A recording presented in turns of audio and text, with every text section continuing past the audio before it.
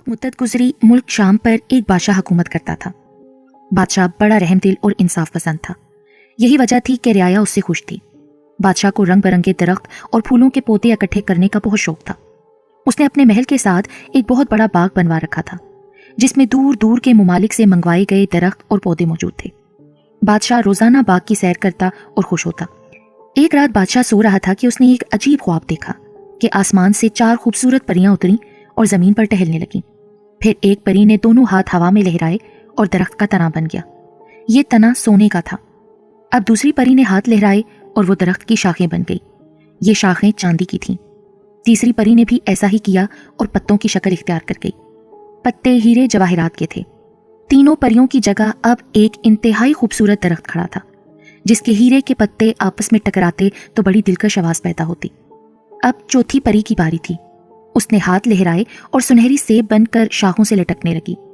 उसी वक्त तवे की तरह काला एक गिद्ध नमूदार हुआ और दरख्त पर बैठकर अपनी भद्दी आवाज में गाने लगा।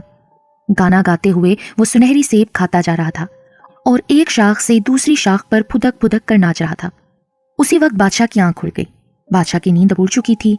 वो बेचैनी से ख्वाबगाह में टहलने लगा। उसके दिल में शिद्दत से ये ख्वाहिश पैदा हुई थी कि ऐसा अजीब और खूबसूरत दरख्त इसके बाग में भी होना चाहिए।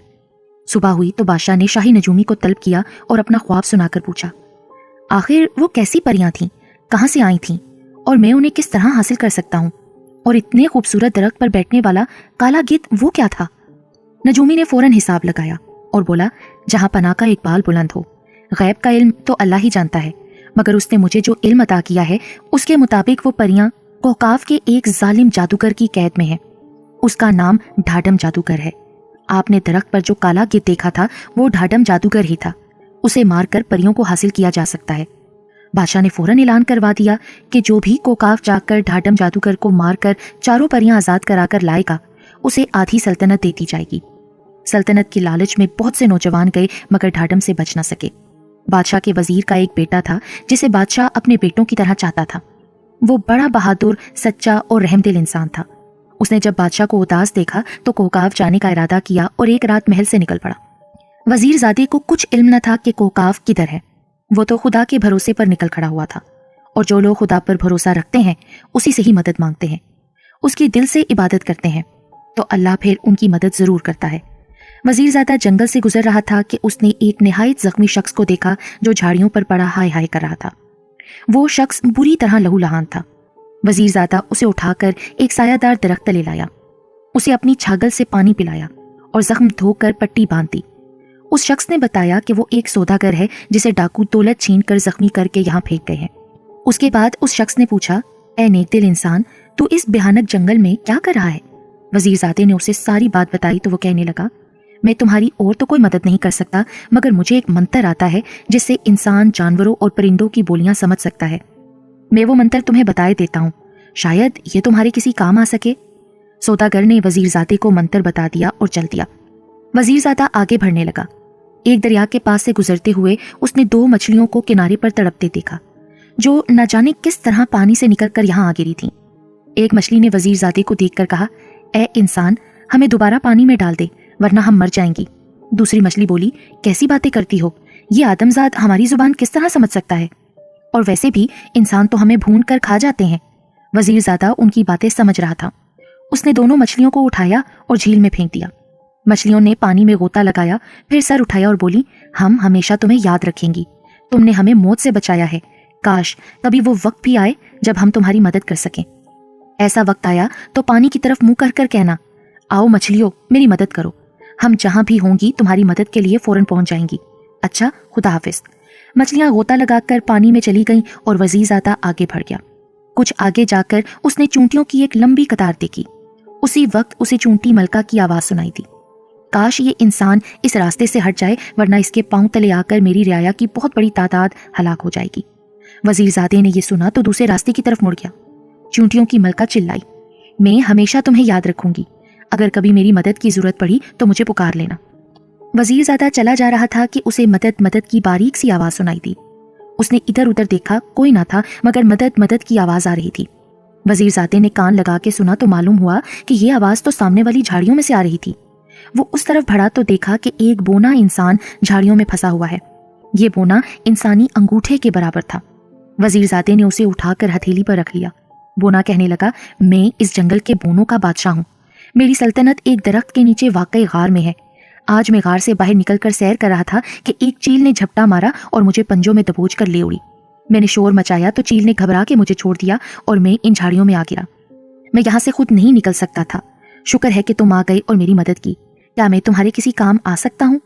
वजीरजादे ने उसे बात बताई तो वो कहने लगा, उस ढाढम की ऐसी तैसी, मैं तुम्हें एक चादर दूंगा। उस चादर की खासियत यह है कि इसे ओढ़ लिया जाए तो इंसान सबकी नजरों से ओझल हो जाता है। ये कई सौ साल से हमारे शाही खानदान की मलकियत है। आओ मेरे साथ चलो। वजीरजादा चल पड़ा। वो एक घने दरख्त तले पहुंचा तो बोना बादशाह अपनी सल्तनत में चला गया और जब वापस आया तो उसके साथ कई बोने थे जिन्होंने तिलिस्मी चादर उठा रखी थी। ये चादर रुमाल के बराबर थी। वजीरजादे ने उसे लेकर जेब में रख लिया। बोने बादशाह ने ही उसे कोकाफ का पता बताया। मंजिलों पर मंजिलें तय करता, मुश्किलात का मुकाबला करता वजीरजादा कोकाफ जा पहुंचा। यहाँ एक अजीम शान महल था जिसके सामने 2 जिन पहरा दे रहे थे। वजीरजादे ने फौरन बोनों वाली चादर सर पर रख ली ताकि जिन उसे देख ना सके और वो इत्मीनान से महल में दाखिल हो गया। ये ढाढम जादूगर का महल था। जो ही वजीरजादा महल में दाखिल हुआ, जादू की मैना चिल्लाने लगी, ढाढम होशियार, खबरदार, महल में बाहर का कोई आदमी घुसाया है, खबरदार खबरदार। ढाढम उस वक्त पलंग पर सो रहा था। हड़बड़ा कर उठा, फौरन सामने वाली दीवार पर फूंक मारी। दीवार पर एक खोपड़ी की तस्वीर उभर आई जिसके मुंह से सुर्ख जुबान लटक रही थी। ढाढम चिल्लाया, मुकद्दस खोपड़ी, कौन है जो मेरे महल में घुस आया है? वो पहरेदार जिनों से किस तरह बच गया? मुकद्दस खोपड़ी की जुबान हिली और आवाज आई, ढाढम, वो तो मुझे भी नजर नहीं आ रहा। मैं उसकी बस बू सूंघ रही हूँ। वो कोई आदमजाद है मगर उसके पास कोई पुरस्कार ताकत है, तभी तो वो मुझे नजर नहीं आ रहा। ढाढम जादूगर ने अपने गंजे सर पर 2 हत्थड़ मारा, उछलकर छत को हाथ लगाया और कलाबाजी खाकर बोला, मैं उसे तबाह बर्बाद कर दूंगा। वो मेरी ताकत का मुकाबला नहीं कर सकता। इतनी देर में वजीरजादा जादूगर के कमरे में दाखिल हो चुका था। जादूगर कोई मंत्र पढ़ने में मसरूफ था। वजीरजादे ने देखा कि पास ही कई पिंजरे पड़े हैं। उनमें चूहे, मेंढक और खरगोश बंद थे। शायद जादूगर उनका खून जादू बनाने में इस्तेमाल करता था। वजीरजादे ने चुपके से आगे बढ़ के एक पिंजरा खोला और एक चूहा पकड़ लिया। आगे बढ़कर जादूगर की चमकती टिन पर एक करारी चपत लगाई। जादूगर बौखलाकर इधर उधर देखने लगा। उस वक्त वजीरजादे ने चूहा जादूगर की कमीज में डाल दिया। चूहा कमीज में उछलने कूदने लगा। जादूगर बौखलाकर घबरा गया। उसके मुंह से ऐसी अजीबोगरीब आवाजें निकलने लगी जैसे कुत्ता और बिल्ली झगड़ रहे हों। उधर वजीरजादे ने थप्पड़ों की फिर बारिश कर दी। ऊपर से थप्पड़, नीचे चूहे का नाच। जादूगर की समझ में नहीं आ रहा था कि वो क्या करे। वो सब मंतर वंतर भूल गया और बुरी तरह उछलता हुआ हाय हाय करने लगा। जादूगर के चेले चांटे आवाजें सुनकर भागे आए और अपने उस्ताद का ये हशर देखकर उनकी आंखें हैरत से फटने लगीं। वजीरजादे ने डरावनी आवाज बनाकर कहा, सब भाग जाओ वरना मैं तुम्हारी चटनी बना दूंगा। जादूगर के चेलों ने जब ये भयानक आवाज सुनी तो उनके हाथ पांव फूल गए कि जिस बला ने उनके उस्ताद का ये हाल कर दिया है वो फिर इन्हें तो कच्चा ही चबा के खा जाएगी। वो सर पर पांव रखकर भाग निकले। इस दौरान चूहा जादूगर की कमीज से निकलकर नीचे गिर गया था, लेकिन थप्पड़ गंजी टिन को मुसलसल पिलपिला किए जा रहे थे। अब वजीरजादे ने खंजर निकालकर जादूगर के सीने में घोंप दिया। जादूगर के हलक से जोरदार चीख निकली और वो तड़प तड़प कर हलाक हो गया। चारों परियां अब आजाद हो चुकी थीं। शहजादे ने तिलिस्मी चादर सर से उतारी और उनके सामने जाहिर हो गया। उन्हें सारी कहानी सुनाई तो वो बड़ी शुक्रगुजार हुई। पहली परी ने कहा, ए आदमजाद, हम पर तेरा एहसान है, लेकिन हम उस वक्त तक तेरे साथ नहीं जा सकती जब तक तुम हमारी 2 शर्तें पूरी ना कर दो। वजीरजादे ने पूछा, वो 2 शर्तें क्या हैं? परी ने अपनी उंगली से अंगूठी उतारी और पास बहते दरिया में फेंक कर बोली, पहली शर्त तो यह है कि इसे 24 घंटों के अंदर अंदर पानी से ढूंढ कर लाओ। हम कल सुबह तुम्हारे पास आएंगी। ये तो नामुमकिन सी बात थी। वजीरजादा दिन भर दरिया में गोते लगा लगा कर अंगूठी तलाश करता रहा मगर कुछ हाथ ना आया। शाम के वक्त वो थक हार कर दरिया के किनारे उदास बैठा था कि अचानक उसे मछलियों का ख्याल आया। ये वही दरिया था जो जंगल से कोकाव के आगे तक बहता था। वजीरजादे ने मछलियों से मदद लेने का फैसला किया और पानी में झुककर बोला, आओ मछलियों, मेरी मदद करो। इतना कहना था कि पानी में हलचल पैदा हुई और दोनों मछलियों ने पानी से सर निकालकर कहा, हम हाजिर हैं, बताओ हम तुम्हारी क्या मदद कर सकती हैं। वजीरजादे ने उन्हें अंगूठी ढूंढने का कहा। मछलियां मिनटों में अंगूठी ले आईं और वजीरजादे के हवाले करके चली गईं। सुबह जब परियां आईं तो वजीरजादे ने अंगूठी उन्हें दे दी। तब चारों परियों ने बाजरे के 4 थैले जमीन पर बखेर दिए। बड़ी परी ने कहा, तुम्हें ये बीज कल सुबह तक इकट्ठे करना है। अगर तुम कामयाब हो गए तो हम तुम्हारे साथ चलेंगी। वजीरजादा सोचने लगा कि ये किस तरह हो सकेगा। कोई तरकीब उसकी समझ में नहीं आ रही थी। ये काम तो कई शख्स मिलकर भी एक दिन में नहीं कर सकते थे। वजीरजादा ये सोचकर उदास हो गया कि वो ये शर्त पूरी न कर सकेगा और नाकाम वापस जाएगा। यकायक उसके जहन में झमाका हुआ और वजीरजादा उछल पड़ा। उसे चूंटियों की मलका याद आ गई। वो यकीनन अपनी रियाया के साथ मिलकर ये काम कर सकती थी। वजीरजादे ने जंगल की तरफ मुंह करके कहा, आओ चूंटियों, मेरी मदद करो। कुछ ही देर बाद चूंटियों की एक बड़ी फौज आती दिखाई दी। उनके आगे चूंटियों की मलका थी। उसने कहा, तुमने हमें पुकारा, हम आ गए, बताओ अब हमारे लिए क्या हुक्म है। वजीरजादे ने कहा, मुझे जमीन पर बिखरे हुए बाजरे के ये बीज इकट्ठे कर दो। अरे ये भी कोई काम है?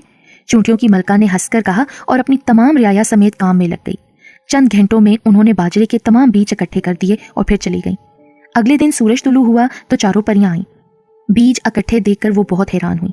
वजीरजादे ने उनकी सारी शर्तें पूरी कर दी थीं, चुनाचे वो उसके साथ चलने पर रजामंद हो गई। परियों ने वजीरजादे को उठाया और उड़ती हुई मुल्क शाम तक पहुंच गई। वजीरजादा परियों समेत दरबार में हाजिर हुआ। परियों ने बादशाह का शुक्रिया अदा किया कि जिसकी बदौलत वो जालिम जादूगर की कैद से रिहा हुई थीं। फिर चारों परियों ने अपने वादे के मुताबिक भरे दरबार के सामने अपने हाथ लहराए और फिर वो एक खूबसूरत दरख्त का रूप धार गईं, जिसका तना सोने का था, शाखें चांदी की थीं, पत्ते हीरे जवाहरात के और उस पर खूबसूरत सुनहरी सेब थे। फिर उस दरख्त को बादशाह ने अपने शाही बाग में लगाने का हुक्म दिया। बादशाह वजीरजादे से बहुत खुश हुआ और फिर अपने वादे के मुताबिक उसने आधी सल्तनत वजीरजादे को दे दी।